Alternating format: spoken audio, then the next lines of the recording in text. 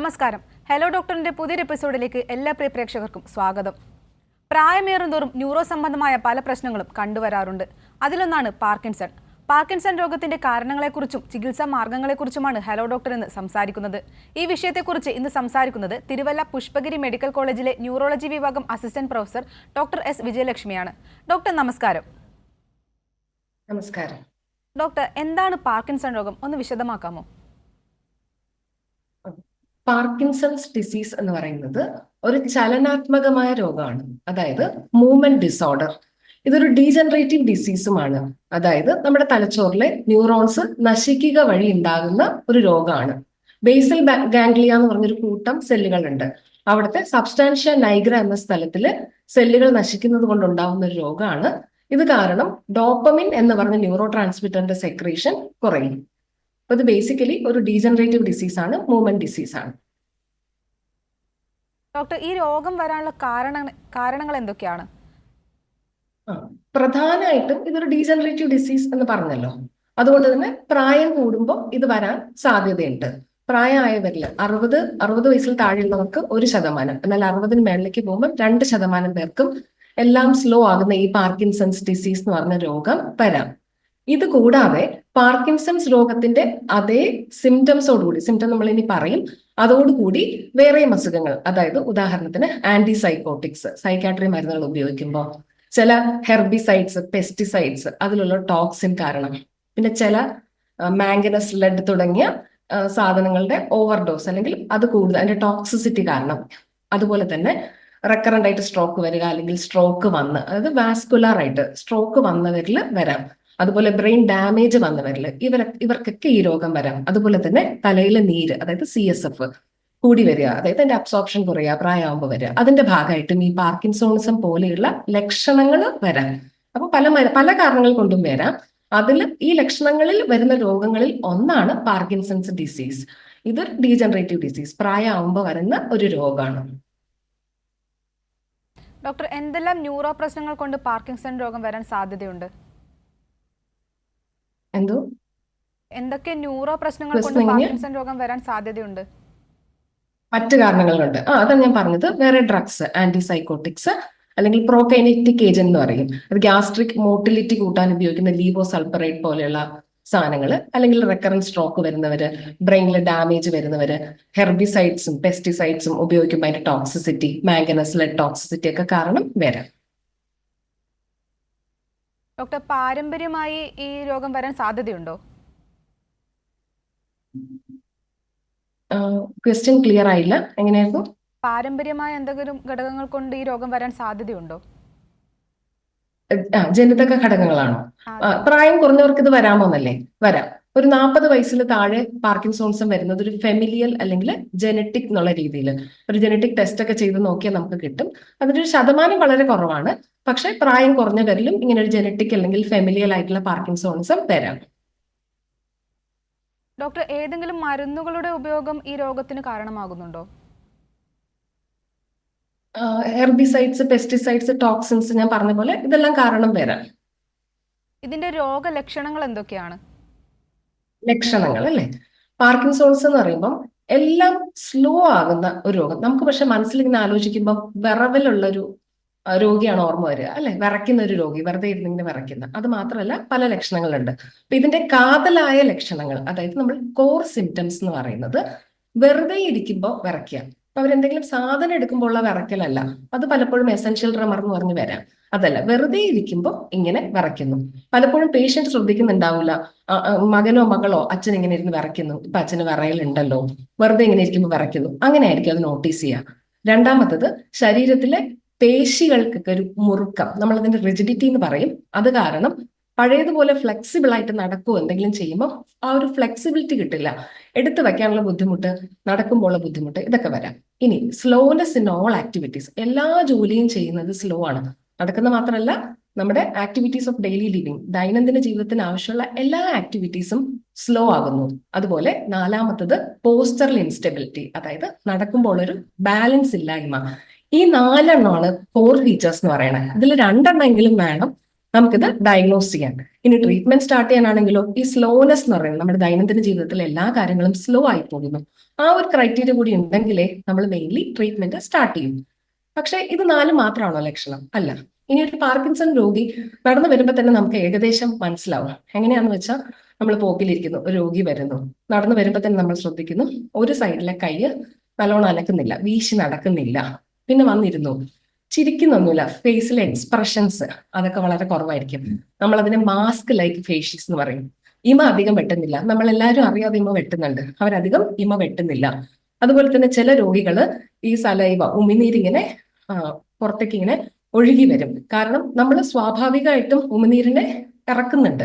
ഈ രോഗികളെല്ലാം സ്ലോ ആവുന്നത് പോലെ അതും ചെയ്യുന്നില്ല, അപ്പൊ കുറച്ച് ഒലിച്ചു വരാം. പിന്നെ നമ്മൾ അവർ നടക്കുന്ന നോക്കുമ്പോൾ കുറച്ച് മുന്നോട്ടാഞ്ഞ് സ്റ്റൂപ്ഡ് പോസ്റ്റർ അങ്ങനെയായിരിക്കും നടക്കുക. പിന്നെ കൊച്ചുകുട്ടികൾ നടക്കുന്ന പോലെ പിച്ച പിച്ച വെച്ചായിരിക്കും നടക്കുക. ഇനി കുറച്ചുകൂടെ സ്റ്റേജ് മാറി വരുമ്പോൾ നമുക്ക് നോക്കുമ്പോൾ കാണാം പെട്ടെന്ന് അവർ നടന്നിട്ട് നിന്ന് പോകും, പെട്ടെന്നൊരു സെക്കൻഡ്. നമ്മൾ അതിനെ ഫ്രീസിംഗ് എന്ന് പറയും.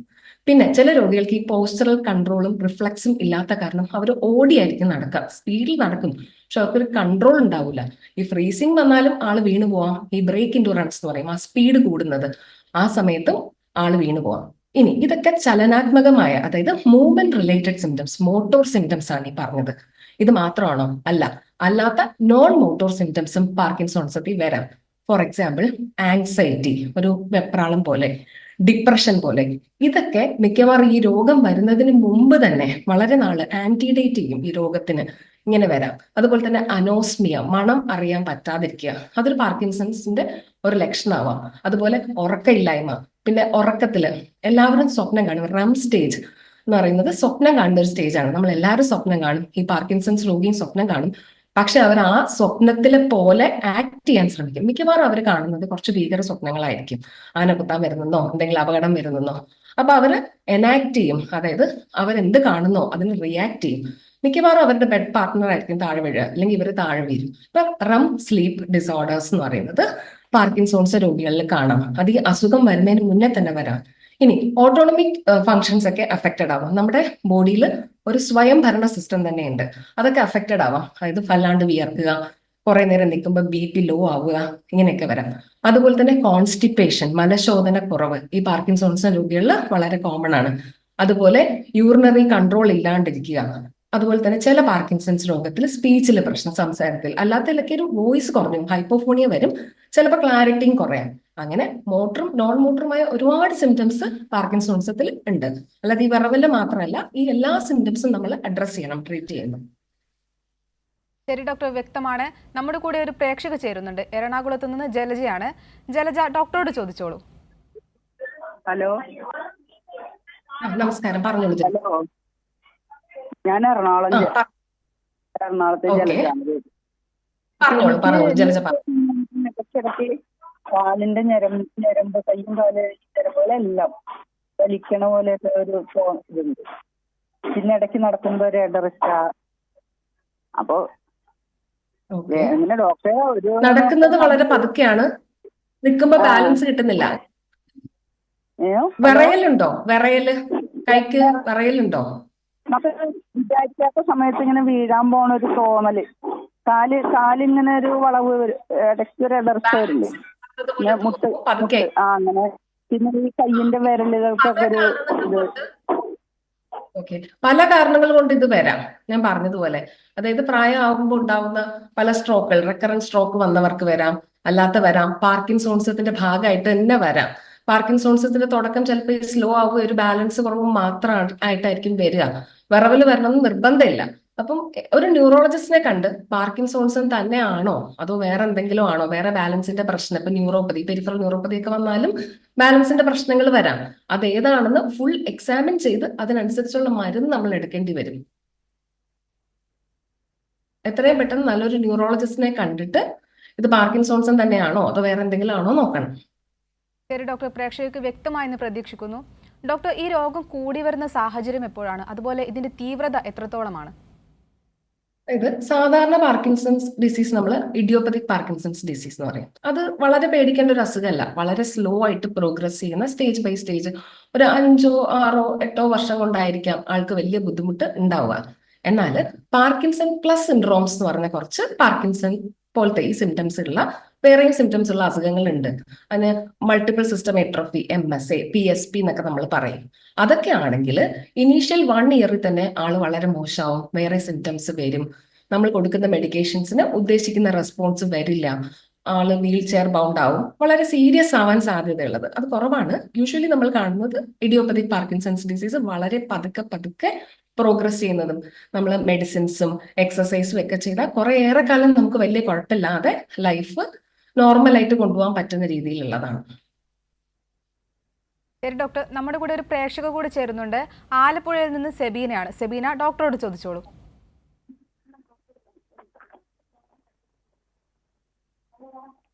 ഹലോ സെബീന ചോദിച്ചോളൂ. ഹലോ, സെരീന, ആലപ്പുഴയിൽ നിന്നാണേ.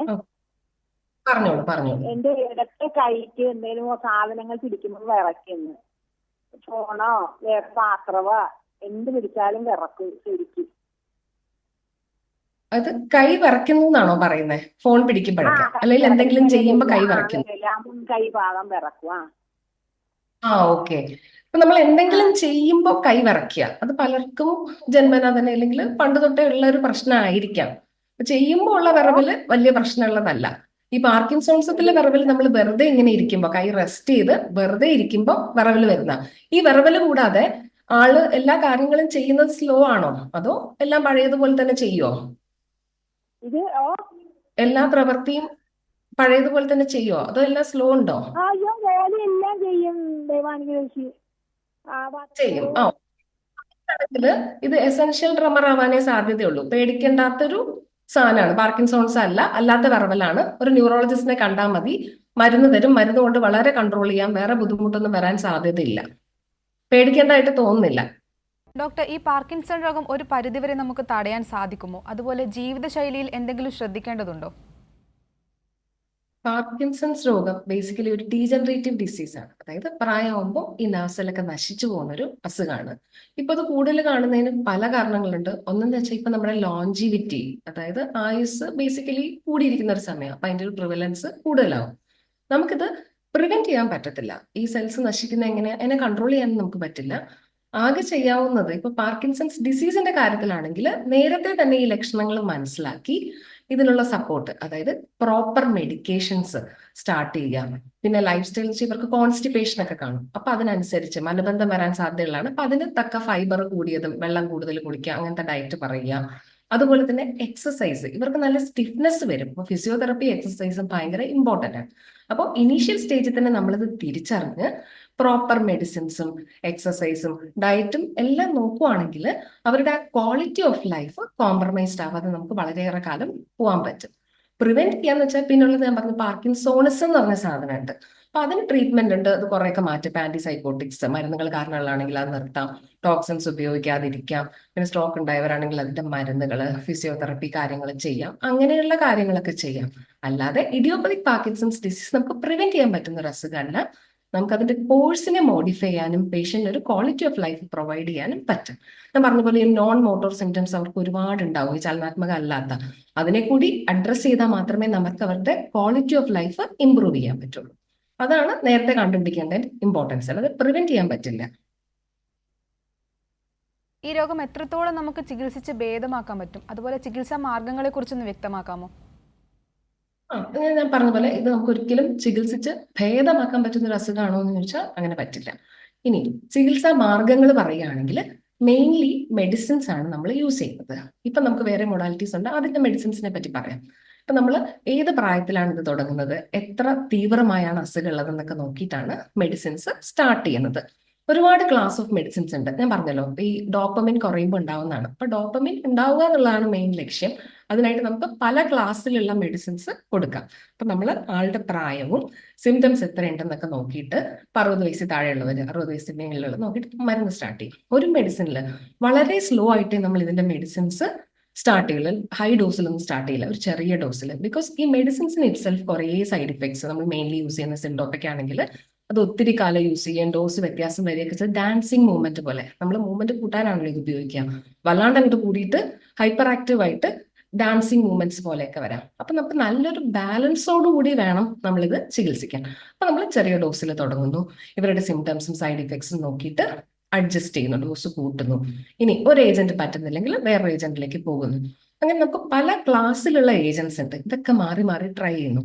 പണ്ട് നമ്മൾ ചെയ്യുന്നത് മൾട്ടിപ്പിൾ ഏജൻസ് യൂസ് ചെയ്തിട്ട് നമുക്കിത് കൺട്രോൾ ചെയ്യാൻ പറ്റുന്നില്ലെങ്കിൽ മാത്രമാണ് നമ്മൾ surgical modality, DBS, deep brain stimulation എന്നൊക്കെ പറഞ്ഞ്, അതായത് ഇലക്ട്രോഡ് വെച്ച് ഈ ഏരിയകളിലൊക്കെ ഇലക്ട്രോഡ് വെച്ചിട്ട് ഇംപ്ലാന്റ് ചെയ്ത ശേഷം സ്റ്റിമുലേറ്റ് ചെയ്യുന്നത് ഡീപ് ബ്രെയിൻ സ്റ്റിമുലേഷൻ എന്ന് പറയും. അപ്പൊ അങ്ങനെ ഒരു ട്രീറ്റ്മെന്റ് ഉണ്ട്. പണ്ട് നമ്മൾ ചെയ്തിരുന്നത് റിഫ്രാക്ടറി ആകുമ്പോൾ, അതായത് നമ്മൾ സാധാരണ ഡ്രഗ് എല്ലാം കൊടുത്തു, മരുന്ന് പല ഡ്രഗ്സ്, ഒരുപാട് ഡ്രഗ്സ് ഒക്കെ ആയി എല്ലാം ഒരുമിച്ച് കൊടുത്തിട്ടും പേഷ്യന്റിന് കൺട്രോൾ ഇല്ല. അപ്പൊ നമ്മൾ അതിനെക്കുറിച്ച് ആലോചിക്കും.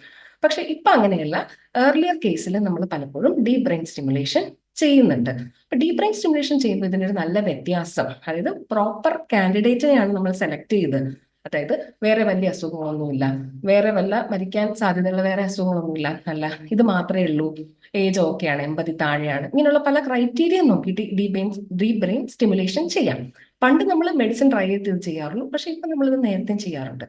പക്ഷെ ബേസിക്കലി നമ്മളുടെ treatment depends on the medicines നമ്മൾ ഒരു ക്ലാസ്സിൽ നിന്ന് മറ്റൊരു ക്ലാസ്സും അതിന്റെ ഡോസും ഡിപ്പെൻഡിങ് ഓൺ ദ എഫിക്കസിയും പിന്നെ പേഷ്യന്റ് സൈഡ് ഇഫക്റ്റും ഇത് രണ്ടും നോക്കിയിട്ട് ടൈട്രേറ്റ് ചെയ്യും. അലോങ് വിത്ത് ദ മെഡിസിൻസ് നമ്മൾ ബാക്കി സപ്പോർട്ടീവ് കെയർ, അതായത് നോൺ മോട്ടോർ സിംറ്റംസിന്റെ കെയർ ചെയ്യുന്ന കാര്യങ്ങൾ, എക്സസൈസ്, ഡയറ്റ്, ഇതെല്ലാം പറയും. ഇതാണ് ട്രീറ്റ്മെന്റിന്റെ ഒരു മേജർ ഓപ്ഷൻസ്. ഡോക്ടർ, ഈ ഒരു രോഗത്തിന് മരുന്ന് മാത്രമാണോ പ്രതിവിധി? സർജറി പോലുള്ള എന്തെങ്കിലും സാധ്യതകളുണ്ടോ?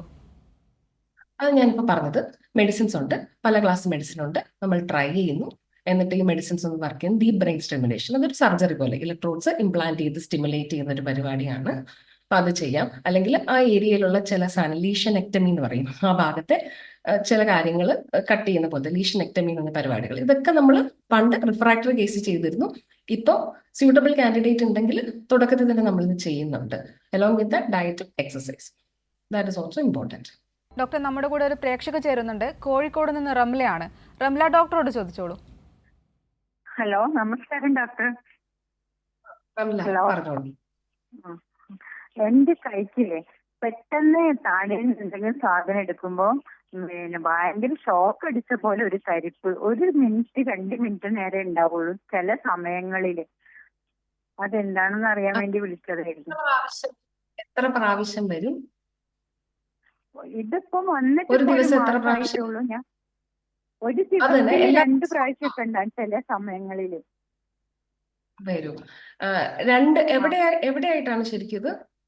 ഈ കൈയിന്റെ വിരല് തൊട്ടിട്ട് ആ മുട്ട് വരെ പെട്ടെന്ന് തരിപ്പ്.